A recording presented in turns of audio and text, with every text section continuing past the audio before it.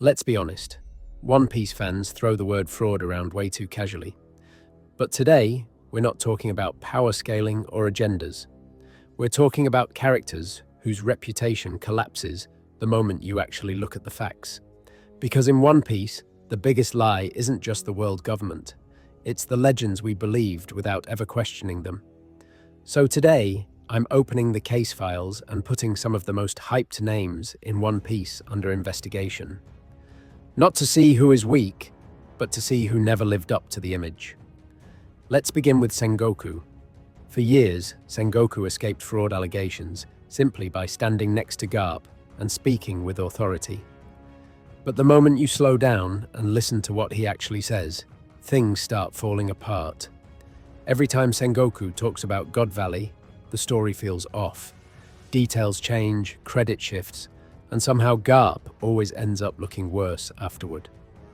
We're told God Valley was this legendary moment where Sengoku played a major role, but when you line everything up, Garp was clearly doing the real work.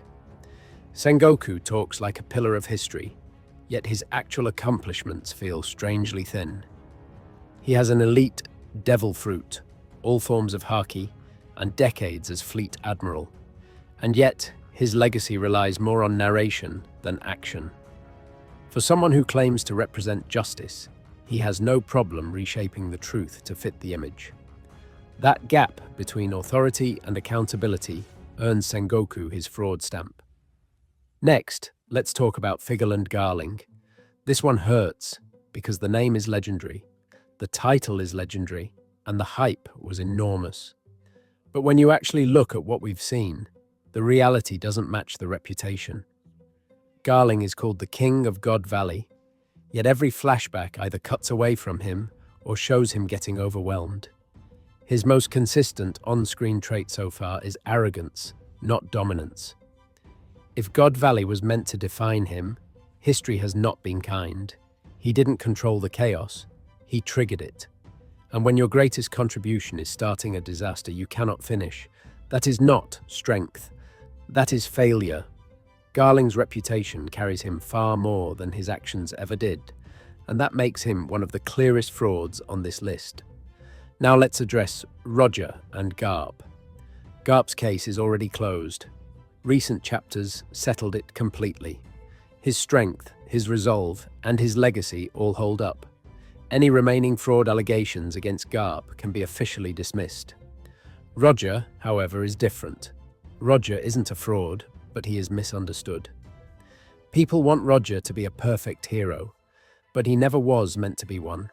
He was impulsive, selfish, violent, and proud.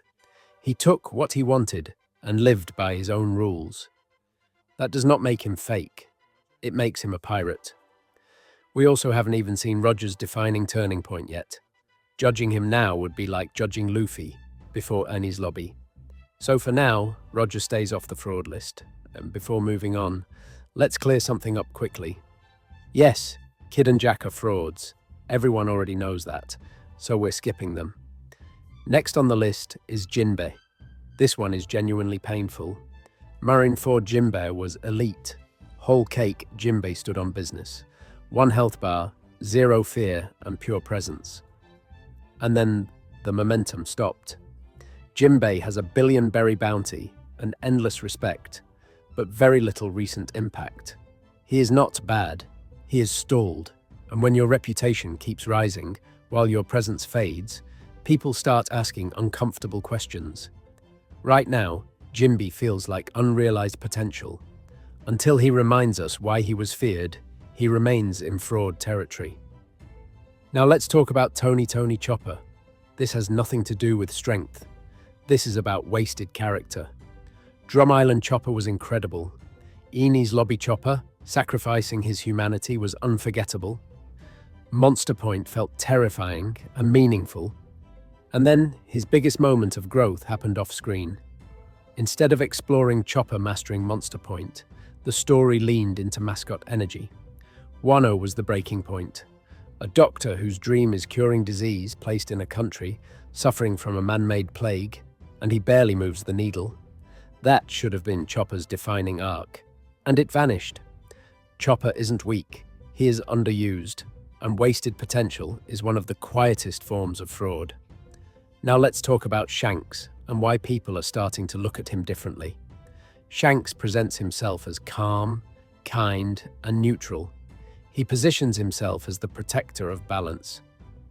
But when you examine the pattern, things start to feel uncomfortable.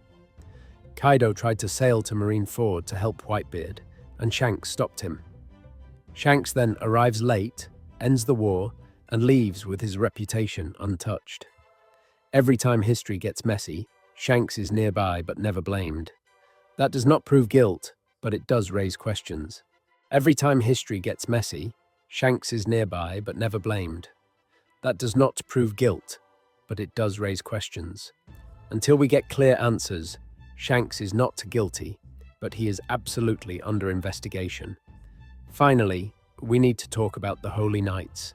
They were hyped as the world government's true monsters and framed as the real threat lurking in the background. So far, the intimidation has not matched the build-up. They have been stalled, handled, or sidelined. Strength alone is not enough. If you are meant to be endgame villains, you need presence. Right now, the Holy Knights are surviving on reputation alone. That places them firmly on Fraud Watch. And that is the list. If you think I missed someone, let me know in the comments. If you enjoyed the video, like and subscribe. I'll see you next time.